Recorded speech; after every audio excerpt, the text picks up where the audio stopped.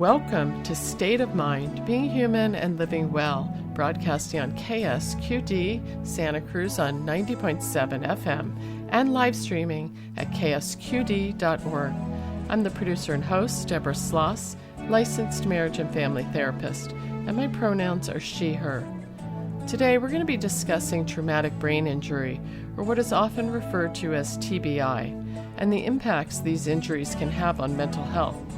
TBI is an injury that affects how the brain works and may be caused by a bump, blow, or jolt to the head or from a penetrating object. People most commonly get TBIs from a fall, a motor vehicle crash, firearm-related injury, or an assault, and these can range in severity from mild to moderate to severe. In a CDC report to Congress, it was reported that 1.5 million Americans sustain a TBI each year. We're recording this show in Santa Cruz, California, considered one of the surfing capitals of the country. And while mild traumatic brain injuries such as concussions are common in all sports, a 2015 study found head injuries to be the most commonly sustained injury among surfers, comprising 1/4 of all surfing injuries. Additionally, a National Institute of Health study released in 2019 revealed that approximately 1 in 5 individuals may experience mental health symptoms up to 6 months after a mild traumatic brain injury. Another 2022 study found that children and youths who had sustained a concussion had a 40% increased risk of developing a mental health issue when compared with children and youths with orthopedic injuries. These results suggest that doctors and care providers need to pay particular attention to the mental health states of patients many months after a traumatic brain injury of any severity.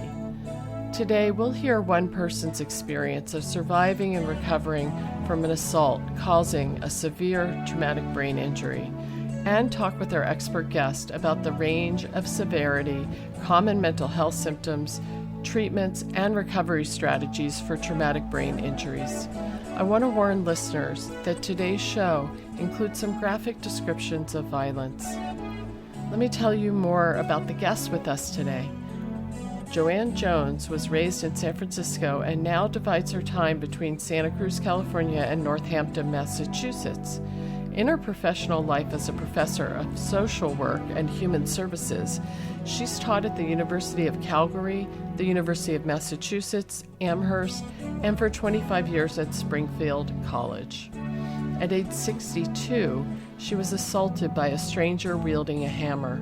She suffered a severe traumatic brain injury and fractures to both hands. In the ensuing years, she's wrestled with post-traumatic stress syndrome and the sequelae of traumatic brain injury. While the life-changing consequences of this event continue, she's learned to live with its reality. In 2019, at age 73, she published a memoir called Headstrong: Surviving a Traumatic Brain Injury. She continues to write, speak, and consult primarily about her experiences with healing, finding resilience, and maintaining hope. Also with us is Dr. Yu, a lifelong lover of brains and the people they inhabit.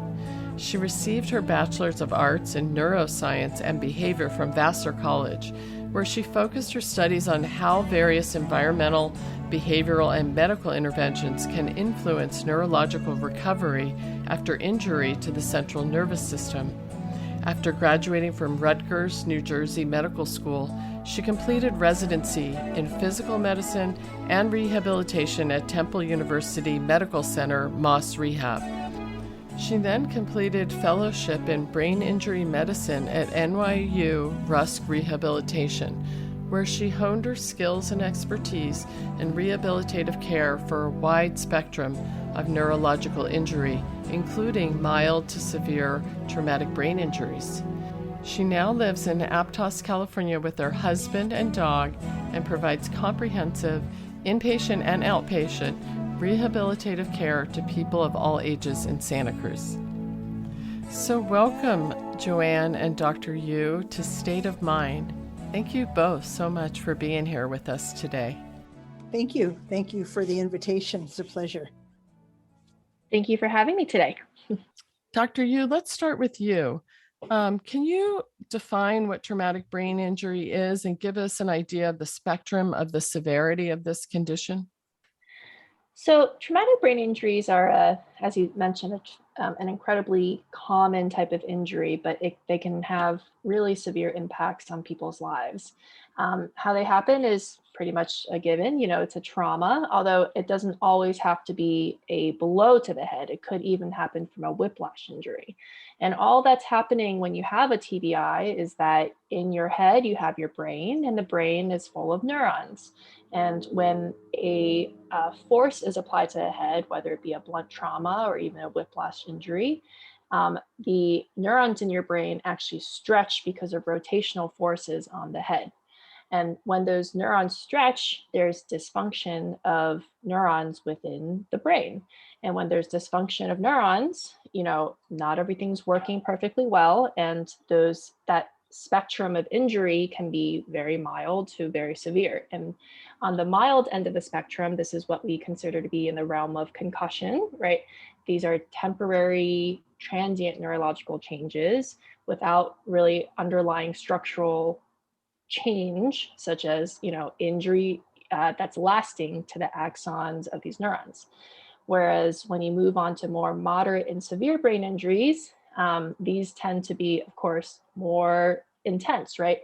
The spectrum is kind of defined by the initial symptoms, whether or not there's loss of consciousness and for how long, whether or not there's loss of memory, and in particular of forming new memories, not necessarily forgetting what happens in the past, long-term memory. And then it's also defined by initially, what do you look like? Are you speaking, moving your body parts, thinking and making sense, talking, that kind of thing. So on the more moderate to severe side of things, symptoms last for much longer, right? You can have alterations and loss of consciousness, alterations in thinking and memory for weeks to months, whereas in concussion, your initial symptoms are fairly brief and should resolve within the first few weeks after injury. Thank you. Thank you so much. So, JoAnne, you're here with us today to share your story about how you came to suffer a very serious traumatic brain injury, how that turned your life upside down, and how you trudged your way to a path of recovery. Can you tell us about what happened to cause your traumatic brain injury and what was the initial impact of that on you and your life? Sure. Uh, that part still remains incredibly vivid. It happened in 2009, January 16th, 2009, just before the first inauguration of President Obama. And I took the metro from the Reagan National Airport, and I was walking toward my daughter's house, who lives just 5 or 10 minutes from the metro stop, looking at the houses and then imagining what I'd have for dinner. And I can almost taste it still. I decided to order lamb shanks cooked in red wine, slow cooked. And then I felt something. It wasn't painful. It wasn't much. It was like a tap on the head. And I looked up to see what it was. And my body believed I was going to die. I, for a fraction of a second, saw the face of a man, a young Black man, which becomes important in the whole story, much taller than me. I'm on a good day 5'2", and he was much taller. And I don't really remember anything after that. I felt no pain, although I was screaming. And so I must have felt something. And Dr. Wu would be a good person to help explain how, in the midst of being beaten with a hammer, my body felt no pain. And I didn't see anything. I had images in my head, though, that I still have those images, but they weren't of anything that was really nearby. And then it stopped. And when it was over, somebody must have heard me, called an ambulance. Speed is incredibly important with a brain injury. I'd lost a lot of blood, and I was taken to George Washington University Hospital, where they have an excellent trauma team, and had an emergency craniotomy. My guess is that saved my life. And so I see my life in two parts: the before those minutes and after those minutes. And I certainly have recovered a great deal. I take a lot of medication. I don't feel the pain I did, but I live with fatigue is probably the worst of it, or one of the worst things. My family is always on guard. If I go someplace, they're worried. I drive. I shouldn't drive so much. I can't really multitask. So if I'm looking at something, I tend not to turn my head to look at something else. I was able to write a book and do research that I needed to and focus on it. And what I discovered is that in the act of creativity, I could become not a brain injured person only, but somebody writing about brain injury. And, it was like one of the greatest discoveries of my new life. But I have daily struggles, and it's some days are harder than others, and some days I feel like, oh, this is awful. One of the awful everyday things is I have tinnitus or tinnitus. So there's always noise, and I'm learning how to not hear it and what to do about that. So there's daily things. Part of I'm probably over answering your question. Part of the daily things for me, made a little bit easier actually by COVID, is like grocery shopping. So I really did very little during COVID, and my wife did most of it. Walking into a grocery store is overwhelming. I'm 75 now, and I've been grocery shopping for a long time. It takes me a long time. I go down one aisle, then I forget what I was going for. And there's so many people, and there's lights, and there's action, and I'm embarrassed by it all. So it's a kind of something daily. I'm most at peace when I can be alone or just with a few people and not having to respond too much or take in too much stimulation or nap. Thank you so much for that description. I was going to say, it's been 14 years, I think, since your attack. And I imagine your symptoms changed over that period of time. And I'm wondering if you can give kind of an overview of how they changed over the course of that 14 years. Sure. I initially thought, in part because I had a career in the academic world, so I was guided by theories, and I thought, well, like other things that happen, other life events, there are stages, and I'll go through one, then I'll go through another, I'll go through another. But that isn't exactly what happened. The first stage was not even, I was unable to do anything for myself. My hands were broken. I had to, first the hands had to heal from surgeries, and then I had to learn to reuse them and learn to regain balance, and a lot of things that were acute to begin with. And as I moved out more into the world, thinking, well, I've really, I've come a long way. I'm cool. I would get dizzy. I would get overwhelmed. And sometimes I would start to cry, and I didn't know why. A branch would touch my head, and I'd start to cry.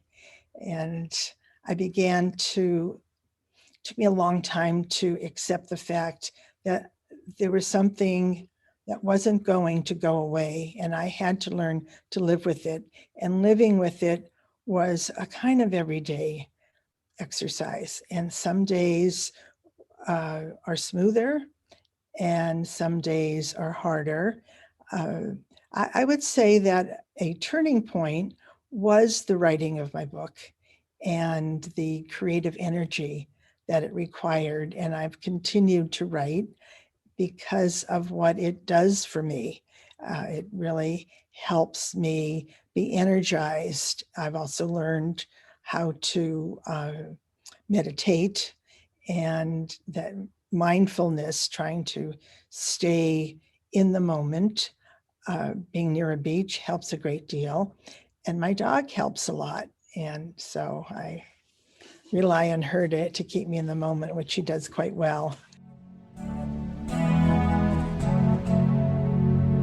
You're tuned to listener-supported 90.7 FM KSQD Santa Cruz, K-Squid, many voices, one station. And this is State of Mind, being human and living well. I'm your host, Deborah Sloss, and today we're hearing from our guest and author, JoAnne Jones, about her experience of surviving and recovering from an assault that left her with a severe traumatic brain injury. Also with us is rehabilitation and physical medicine specialist, Dr. Jennifer Yu, who is helping us learn more about TBIs and the mental health symptoms often associated with them. Stay with us and we'll be right back after this brief message from our underwriter. KSQD thanks Family Service Agency of the Central Coast for supporting this program. Family Service Agency provides counseling and support for people of all ages facing life crises and challenges. You can reach them at 423-9444 to see if they can help you. Thank you, Family Service Agency of the Central Coast, for supporting KSQD 90.7 FM. Back to our interview.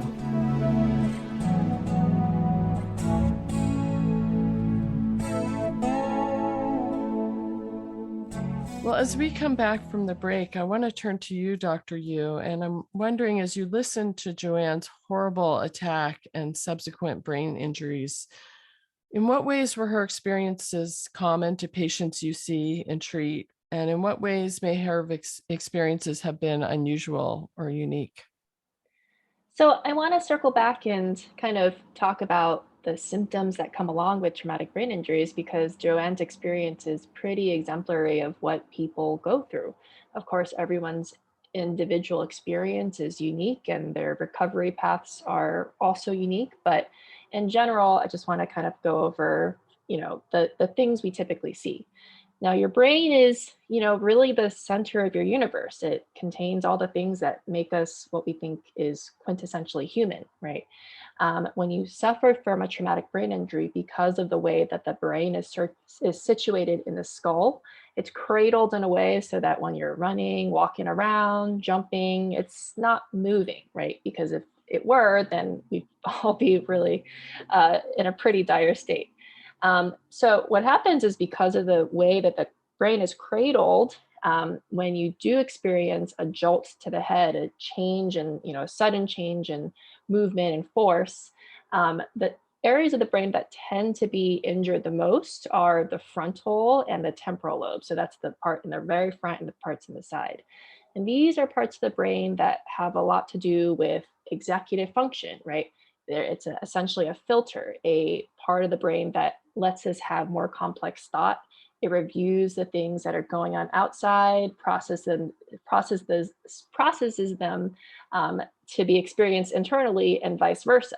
The things that we think and feel inside, before we express them, they go through our frontal lobes before we're able to show the world what we're thinking about. And the temporal lobes of our brain are responsible for, spatial awareness. They're responsible for keeping track of stuff. So when you take both of those parts of the brain and give them some dysfunction, it's going to change who you are fundamentally, oftentimes, both internally and externally. And one of the ways that's true is that, the filter can be removed, right? So even if you think of something that you don't want to say, or if before you had an injury, you might have thought, hey, maybe I should hold back on my tone, or maybe I shouldn't say this to this person because it's not really the appropriate setting. those things can be lost. So it oftentimes appears as if people have no filter. They're just very impulsive, saying things without thinking, doing things without thinking, maybe spending money on things without thinking, right? So it doesn't make, to an outsider, it might be that, hey, what this person is doing doesn't make a lot of sense. And it's because they're not thinking about it and pausing and um, uh, filtering the things that they normally would. In addition to those cognitive aspects, as well as, I mentioned the temporal lobe, spatial awareness, getting lost, not just physically, but also maybe neglecting one side of the environment or the other, not being able to pay attention to things. In addition to those types of things, people can also have specific injuries in parts of their brain, particularly if they've had some blunt trauma, such as in JoAnne's case. And it can damage parts of the brain that affect movement and sensation and, your bowel or bladder. So there's a lot of different things that can have, that can happen as downhill effects of a brain injury, because everything that our body does is regulated by the brain. The one thing I wanted to point out that, JoAnne's talking about is being able to process a lot of things at once, right? So the experience of going to the grocery store or of finding, for example, finding a can of tomato sauce on a shelf. Usually before our brains have any sort of injury, when it's working optimally, there's so many stimuli that come in at once, right? You hear sounds, you see tons of things, you're thinking your own thoughts, you might be talking, you're moving. You're coordinating so many different stimuli at once, and on a regular day without any other interference, it's very easy, right? We know which things to filter out, what things to pay attention to, and what things to ignore. When you introduce injury to a brain, what it means is that the brain becomes less efficient. Things that took maybe, if you think about it in like an analogy, if it took 10 pennies to accomplish 10 tasks before, now it's going to cost 30 pennies to accomplish these 10 tasks because it's not efficient. You have to go in circles in order to achieve the same thing. So when you go into a busy grocery store, or you're walking on a busy street, the amount of stimuli can be really overwhelming. And what happens in that case is two things. One, you feel very anxious. You may be even more confused. And, two, you might just get really tired, right? Because you're using so much energy to process the same amount of information that you had before. And so you're able to accomplish less in the same amount of time as you did before because of an inefficiency in the neuronal systems in your brain. So, everything that JoAnne is saying about setting limits, about feeling overwhelmed by things more easily, they make a whole lot of sense. And they're definitely things that we see over and over again in people who've suffered all sorts of traumatic brain injuries, whether it be mild to severe.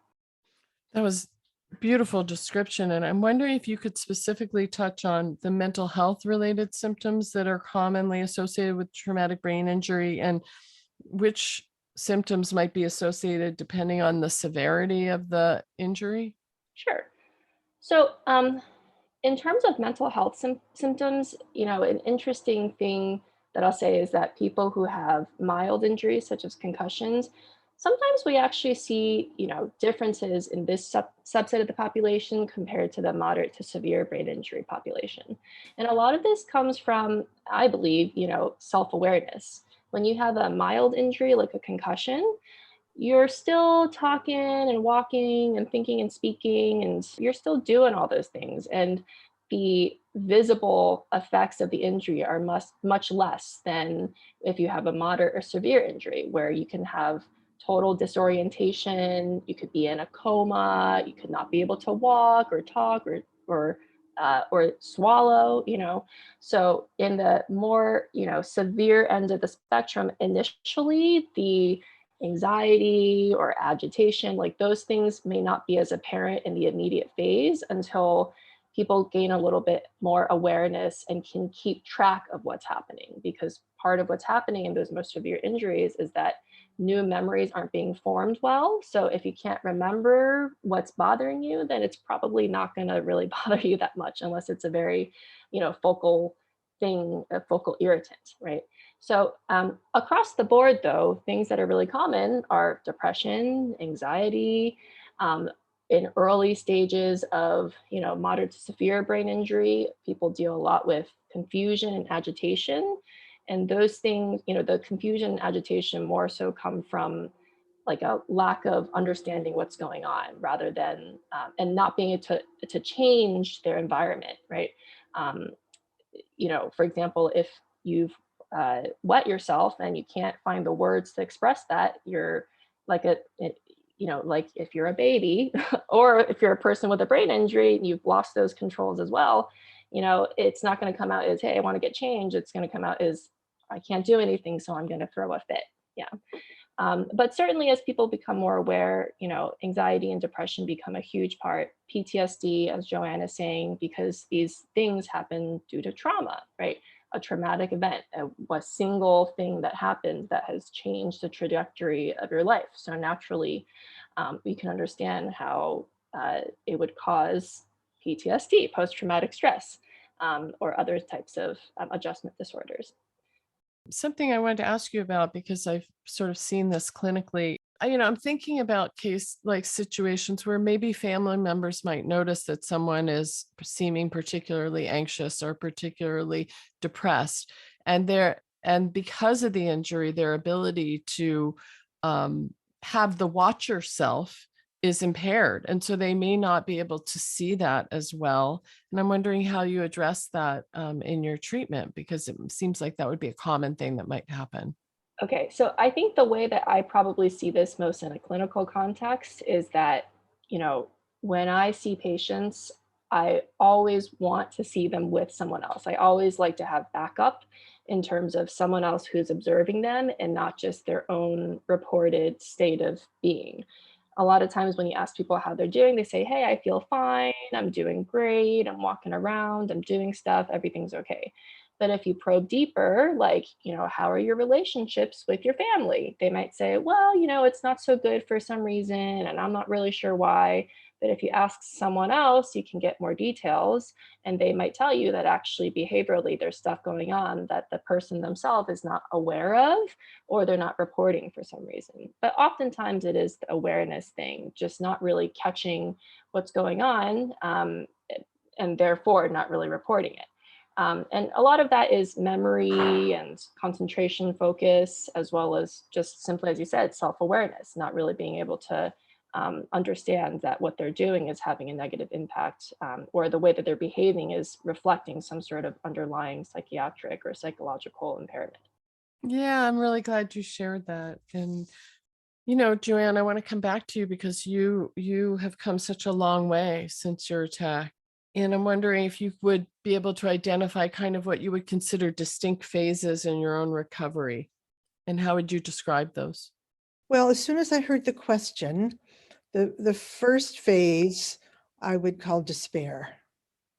I would say despair, and I don't mean unconscious, but sort of numb despair. Like when I just was, I just was hoping that I could pull the toilet paper myself. And that was my biggest goal. It was horrible to not be able to take care of private things. Uh, so, and I was kind of unaware of the rest of the world. The big event, the more I became awake, was I would walk into the living room and maybe even talk to somebody for a few minutes. And I thought that was an accomplishment. I mean, it's like different phases of awareness, like having those cones that dogs have when they're not supposed to bite whatever's injured. So the cone is pretty small at first. And I would say I didn't know it was small, because my own view was, can I get to that chair? And then a huge step was the first time I left the house and went someplace, and that seemed momentous. So that would be the first stage. And then another, chunk was, I'm making these words up now as we're talking, but like struggling awareness. I was functioning. I insisted on going back to work. Uh, Students were phenomenal, and I was really nourished by them, but not by the administration, not by the context, and certainly not by the energy it took to do my job. So I was aware, but not really having any joy in life. I was determined. I was determined I was going to go back to the gym and exercise. Exercise is good for you. I was determined I was going to go back to work. I love my job. And I got determined. I spent 4 years determined to get the Washington, D.C. police to care that this happened to me. Uh, and years watching Law and Order Special Victims Unit because those detectives cared. And for me, that was real. I wanted them to care about me. So that was another big chunk. And then there was a letting go and more of this is the way it is, and this is my life. And so now what am I going to do? And that was probably even before the writing. That was so I need this if I'm going to live. I need to do this. I by that time had decided I had to retire, and I was also then deciding I couldn't own a house anymore because the demands were too great. Even if I paid someone to do everything, there's too much space. The space for me was noisy, just noisy. It was too much, which I also found hard to explain to people how living in a beautiful home was too much. And I could not do winters. It was too evocative. It was too depressing. So I made some big changes, and that would be closer to the ongoing stage that I'm in.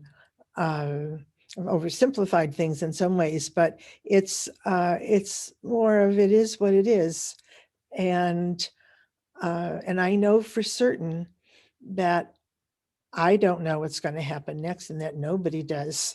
That plans are just hopes so that we can fall asleep a little more easily. Like I've got a plan, but anybody could be hit by a stranger with a hammer. It just happens. But that I still needed to move on and live as if I could make a plan, but not marry the plan. And so that allowed me to leave the house, move into smaller spaces. Very fortunate to have a partner who was a partner through all of this and still is, and has certainly gone through her own share of suffering with it. And to take as much control as I can. And for me, the other important part is that I've just craved understanding. I asked my doctor in Boston, I haven't seen her for a year. I'm sure I'll ask her again. Like, I wanted to know what's happening to me. I don't understand what's happening to me. So I continue to want to understand what happens with a traumatic brain injury. And I live with it every second, but I want to know. And somehow that helps me to look more at the is moment. So that's what I have. What do I have? And rather than being so angry that I have it. And I am not the least bit angry with the person who did this. And I think, Dr. Yu, in something that you were saying before about if you don't remember, you're not, like vexed by it. I don't know who he was. I never saw him. he's nobody to me. So I don't have he's nothing to me. He didn't exist. Only that hammer existed. And then I experienced, following that, some pretty horrendous responses from right-wing communities, because the paper printed that he was a Black man and that I had been an anti-racist educator. And that's where who he was and who I was became germane, not in my own life, because I only cared about him because I'm pretty positive if you leave your house with a hammer once, you'll do it twice.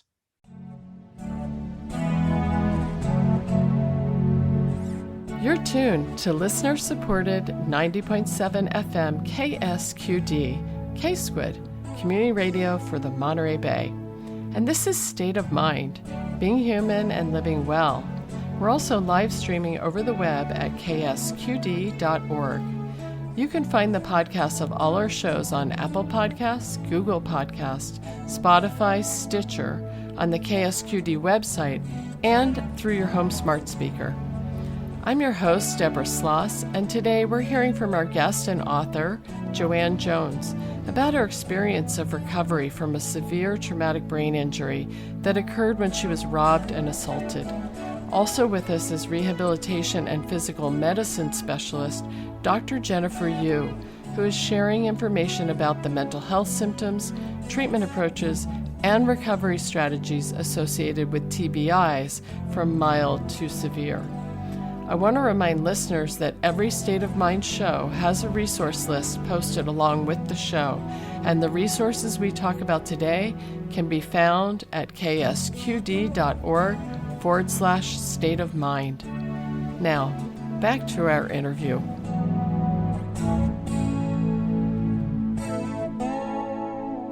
So coming back from the break, Dr. Yu, I want to turn to you. We've been hearing about JoAnne's recovery process, and I'm wondering, what do you think is most important for listeners to know about the recovery process following a traumatic brain injury? I think, JoAnne's experience it really stands out to me because it highlights something I see a lot, which is that people oftentimes feel very misunderstood and alone after suffering a traumatic brain injury because, the parts that I think are typically focused on after an injury, such as, walking, swallowing, taking care of yourself, dressing yourself. Those are things that are easy to see and, you know, in different situations may be easier to address. Whereas mental health symptoms, cognitive issues, memory problems, these are all things that are a little bit more invisible to the eye. And when one, it's hard to express yourself to other people because of various impairments. And two, when you feel like no one else really gets what you're trying to say, it can be incredibly isolating, especially when you're surrounded by family who love you and care about you or friends. And, to them, it may seem like everything has really gotten a lot better. So why aren't you the person who I remember you being, right? So, that sense of loss of self is true for the individual as well as the people around them. And it can be really confusing and really distressing. So, I think when I talk to patients who've had a TBI, whether, anywhere along the spectrum, when they've felt similarly, like very misunderstood and that no one can really help them and it's all just up to them to defend themselves in the world. And I'm understanding what they're saying and I kind of am anticipating different questions that they already wanted to talk about. I see a light in their eyes, like, wow, like you finally someone knows, right? And at the end of the day, I don't have all the answers. I talk to lots of people and know lots of stuff about traumatic brain injury, but everyone is different, right? But just having like a peer to understand or a physician who understands the traumatic brain injury process and all the different things it can affect in your life is so important because if you don't have the outlet to talk about what's going on, then it's probably never going to get better. And it can definitely build on itself and get much worse over time. I know that when we were getting ready to come on the show, you also talked about how important it was to channel people to the right kinds of treatment. So when we think about recovery, can you talk some about your role in doing that and how you go about it? Of course. So one thing that I really love about rehab medicine, and particularly rehab medicine in the neurological world, is that it's such a multidisciplinary specialty, right? I can't treat anyone just by myself. I really rely on so many other specialists, whether it be physical therapists, occupational therapists, speech therapists, psychotherapists, neuropsychologists, psychiatrists. Just the array of people who can be involved and have expertise in helping out in various fields is so varied and many. So my job as a TBI specialist, as a rehab doctor, is to see people and kind of get the full picture, the full spectrum of their impairments, whether it be communication or physical or cognitive or emotional and psychiatric or psychological. There are things that are that we see commonly as patterns between different people. And my job is to kind of distinguish between drivers of what's going on.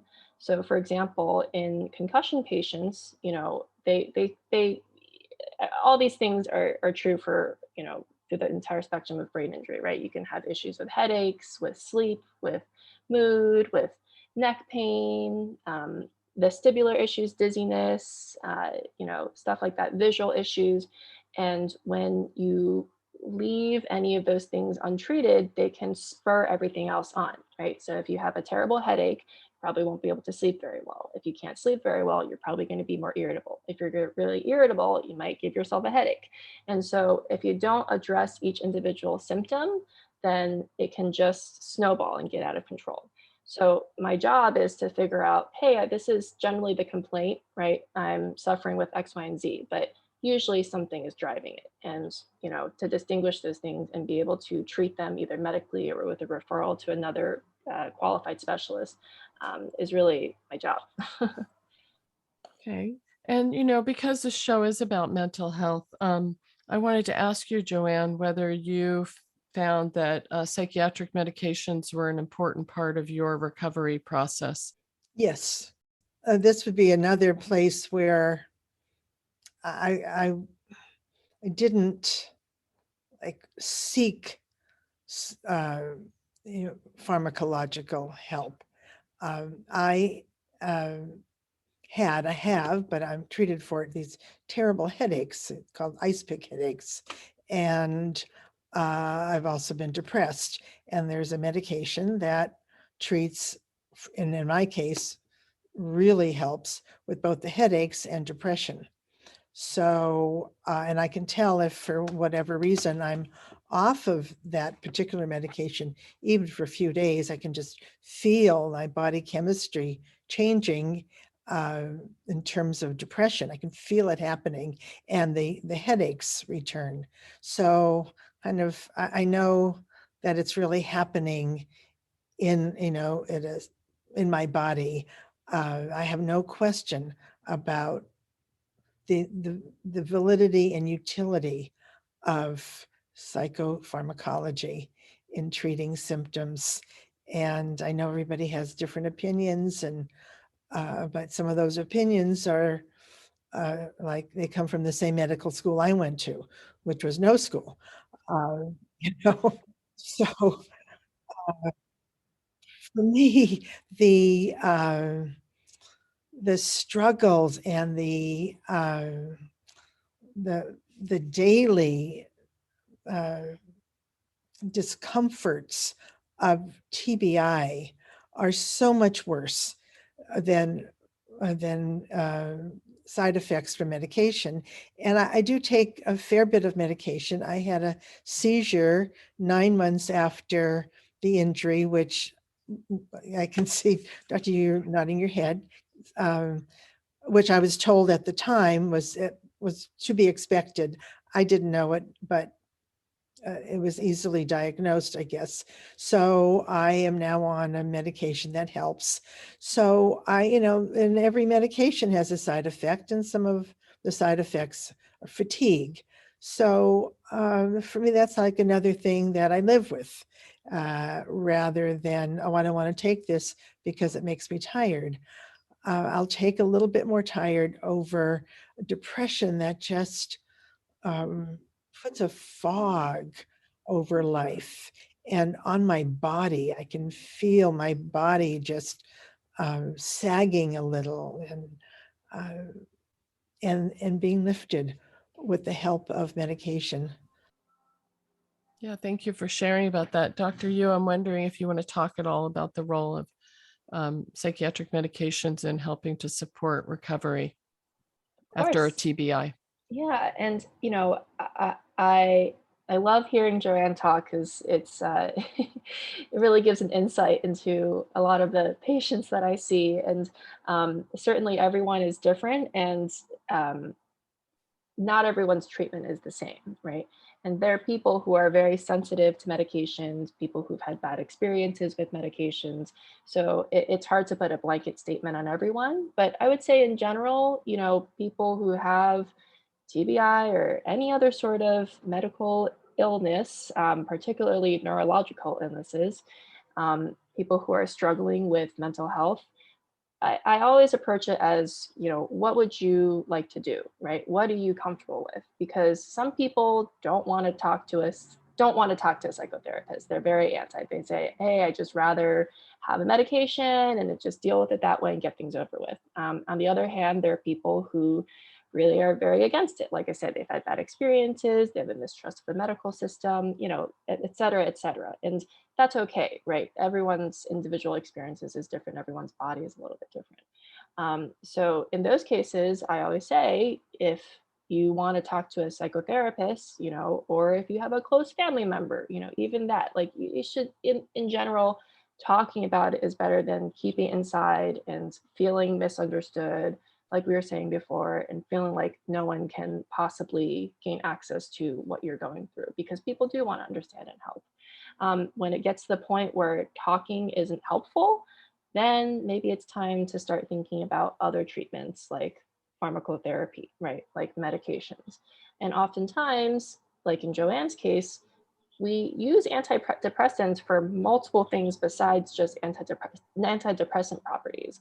And so that does tend to help, for example, for headaches or for sleep or for poor appetite or even for vestibular symptoms, dizziness, that kind of thing, migraines. It's nice to be able to use one medication that treats multiple things, because it does kind of help bolster the compliance to those types of Right. things. And Yeah. one thing JoAnne said that really struck me is that there's so much to climb back from following a significant traumatic brain injury. And that sometimes if you can get some added support in one area, you're going to make more progress in the other areas. I mean, I certainly see that, in clinical practice, and that sometimes people can't make progress in other areas unless they have some foundational support on board. And sometimes that is medication. So, and in this situation, I can certainly imagine that. I've also seen people where suddenly they'll develop a mental health kind of condition that is so physiological. Many women going into menopause, for instance, will have spontaneous anxiety that's not related to anything in particular that's happening in their lives, right? And so, yeah, and I can imagine that following an injury to the brain like this, you might see those kinds of symptoms. Definitely. I mean, one is something else I always tell people, which is that it's normal to be depressed after you have a brain injury or a stroke or something else, because something traumatic happened to you that changed your life. And not just the trauma of change, but your brain chemistry has also changed, right? So the way that your neurons were firing before and the chemicals that your, neurotransmitter that your brain was releasing before and after an injury is different. And so it's going to throw you off anyways. There's an imbalance. It's a neurochemical imbalance. It's not because you did something wrong. It's not because you don't feel good because you don't want to be happy. Like, your brain is dysregulated. So therefore, depression is almost to be expected, right? The other thing is that the brain controls like everything, including your autonomic nervous system. So a lot of people after traumatic brain injury, you can have a dysregulation of the autonomic nervous system, and that's our fight or flight response, right? So things that may not have been so irritating before or may not have triggered you in any way before, if your autonomic nervous system is more responsive than it was before, then things are going to seem way more blown out of proportion than they were in the past.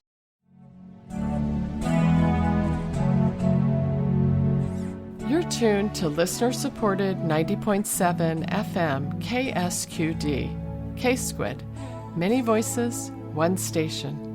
And this is State of Mind, being human and living well. We're also live streaming over the web at ksqd.org. I'm your host, Deborah Sloss, and today we're hearing from our guest and author, JoAnne Jones, about her experience of surviving and recovering from an assault that left her with a severe traumatic brain injury. Also with us is rehabilitation and physical medicine specialist, Dr. Jennifer Yu, who's helping us learn more about TBIs and about the physical and mental health recovery process. So stay with us and we'll be right back after this brief message from our underwriter.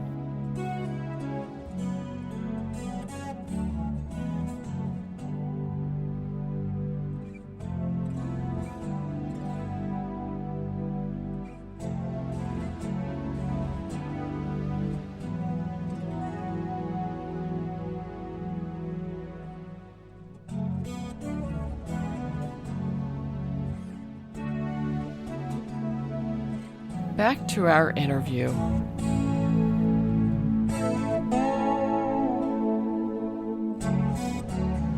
We are at the end of our time, and I just want to give each of you a few moments. If there are any specific closing thoughts that you have, or maybe points that you just want to leave our listeners with, that you want to reiterate. So, Dr. Yu, is there any closing thoughts you have?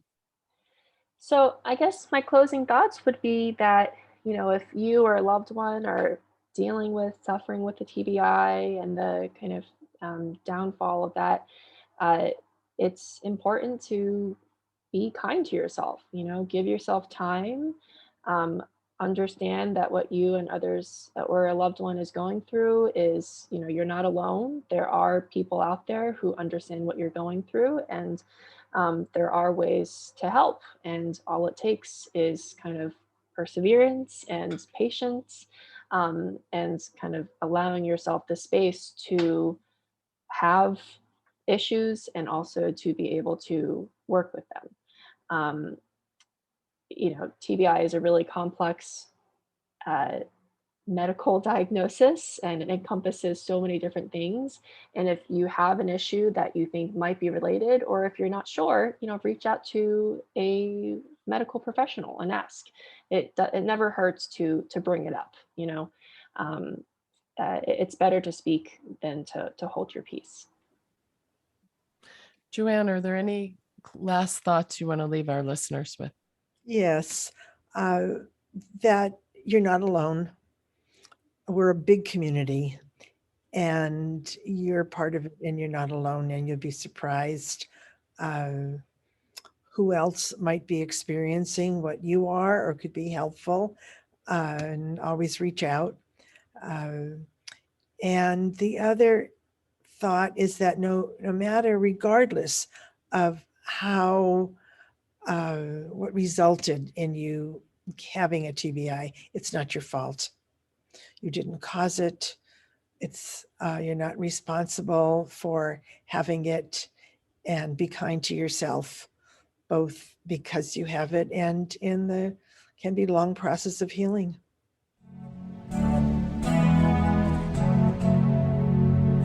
In Your Voice are short segments where listeners get to add their voice to the discussion. You can either call in and leave a message or record an audio file right on your phone. Either way, tell us about a mental health experience you've had, something that's contributed to your mental health recovery, or share a resource that's been helpful to you. Submission details can be found at ksqd.org/state of mind. On this topic, we heard from this listener who sustained a traumatic brain injury and shares some of her story with us. Greetings. Many of you may know me as Lady Jazz with Heritage Gospel Uplift here on KSQD programming. And also, I'm Jinx Derazay, a long-time member of the Santa Cruz community. And as a Black American woman of a certain privilege, I know my heritage is a gift and a legacy of fortitude, forbearance, and resilience allowed that when I sustained a severe traumatic brain injury and spinal cord break in 2004, I knew I was pretty fortunate to have already rebounded from numerous crises that had tested the fortitude of maintaining a vision of well-being. Yes, I knew everything was going to be all right. So even with those current limitations, I was prepared. The doctors who initially made assessment of my injuries and gave the prognosis assumed my presenting conditions at that time were natural for someone of my race and color. By mere circumstances, happenstance, shortly after the doctors sent me home, a longtime personal friend who was a well-regarded professional speech therapist just phoned to catch up with me. Within our brief conversation and without mention of my accident, she recognized that I had symptoms of at least a stroke, if not a TBI. Despite our distance, she was up in Seattle, and she was able to step in and advocated for the proper care of my condition, which got the ball rolling on curing, or at least looking into the fact that I had a TBI. I've learned whenever I contemplate an episode or options for my life, it all circles back to visions of hope, redemption, transformation, forgiveness, and compassion. This too shall pass. Thank you, Jinx.